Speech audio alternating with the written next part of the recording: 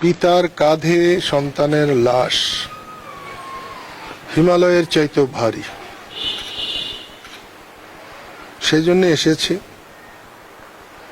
দেশটা কেমন যেন হয়ে গেছে, মানবিক মূল্যবোধ একেবারে ধ্বংস হয়ে গেছে। একটা সেনাবাহিনীর সদস্যর গায়ে ডাকাত, লস্কর, চোর যদি আঘাত হানতে পারে, তাহলে বুঝতে হবে সমাজে কিছু নাই, আইন কানুন বলতে কিছু নাই। আমি এটাকে কোনো গুরুত্ব দিতাম না।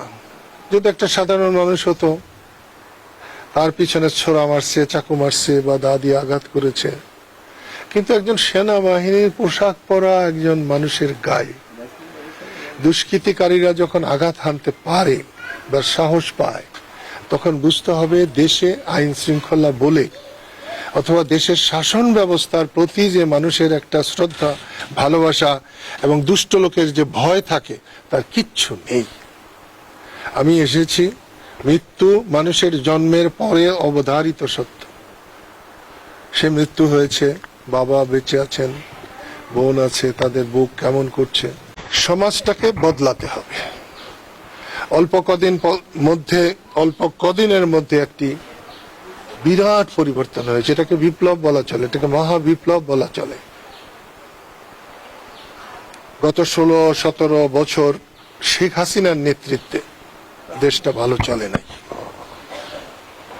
এবং অনেকে মনে করেন আওয়ামী লীগের সরকার। আমি বলবো না, আওয়ামী লীগের সরকারও ছিল না, মানুষের সরকারও ছিল না, শেখ হাসিনার সরকার ছিল। এবং যত কিছু অন্যায় করেছে তার 90% শেখ হাসিনা করেছে, বাকি বাধ্য হয়ে হয়তো 2-4 জন করেছে। এর পরিবর্তন দরকার, এবং এই বিপ্লব যদি ব্যর্থ হয়, তাহলে ভবিষ্যৎ বাংলাদেশের জন্য অন্ধকার। সেই জন্যে বৈষম্য বিরোধী জনতার আন্দোলনের সফলতা ধরে রাখতে হবে, এবং সেইখানে আমাদের এই সন্তানের জীবন দান আল্লাহ কবুল করুন, এবং এই শেষ ব্যক্তি হোক যার দ্বারা আমাদের আইন শৃঙ্খলা ফিরে আসুক, এই আশাবাদ ব্যক্ত করি। আমি রাজনীতিকে ইবাদতের মতো মনে করে আমি রাজনীতি করি। এই জন্য আমি প্রচুর সম্মান পেয়েছি, প্রচুর অসম্মানও পেয়েছি, গালাগালিও শুনেছি। এতদিন বেঁচে না থাকলে আমি গালাগালি শুনতাম না। আমি যদি 71-এ যুদ্ধ না করতে পারতাম, যারা গালাগালি করেন তাদের অধিকাংশদের জন্ম হয়তো পাকিস্তানের জারজ হিসাবে হতে পারত।